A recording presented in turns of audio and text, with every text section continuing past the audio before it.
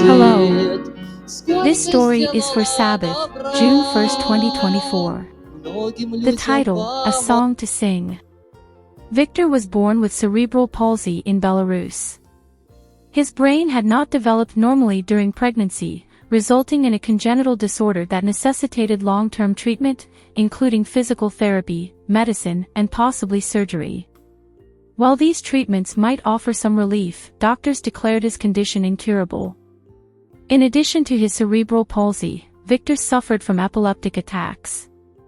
The little boy received the diagnosis of invalid, first group, the most severe form of disability recognized in the country.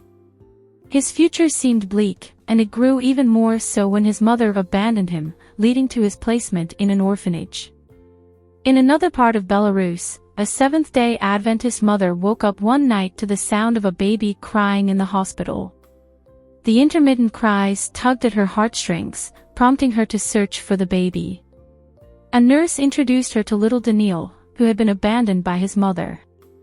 Moved by compassion, she called her husband the next morning. "There's a baby here," she said. "Come and see him." He did, and the couple visited the boy a second time. Soon, they began to think about adopting him. Already parents to 5 daughters, they decided to bring 1-year-old Daniil into their family as their first son. Not long after, they started discussing the possibility of adopting a second child. They discovered that Daniil had a 5-year-old brother with cerebral palsy. Determined to keep the brothers together, they brought Viktor home from the orphanage and adopted him too.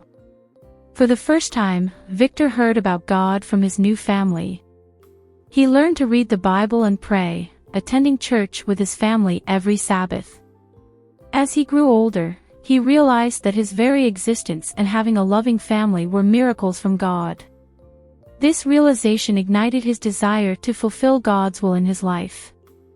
Though Viktor grew taller and stronger over the years, his medical diagnosis of invalid, group 1, persisted. After finishing 8th grade, his options for continuing education were limited.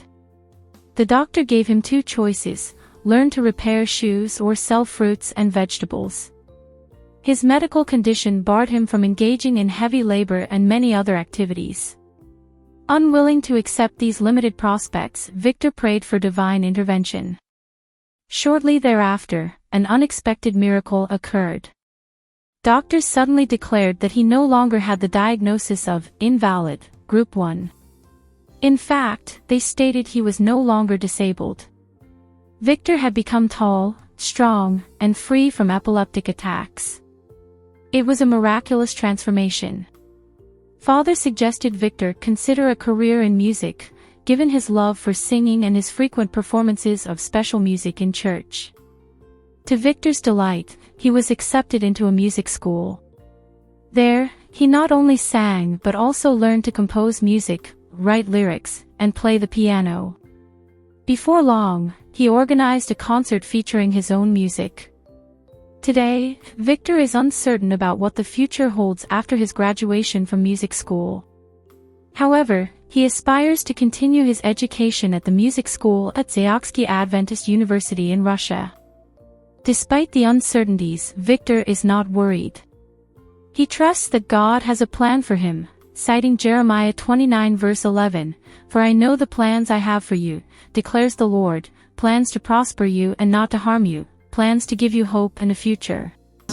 What God has planned for me is a mystery, but I know that He will work out everything for the best, Viktor says.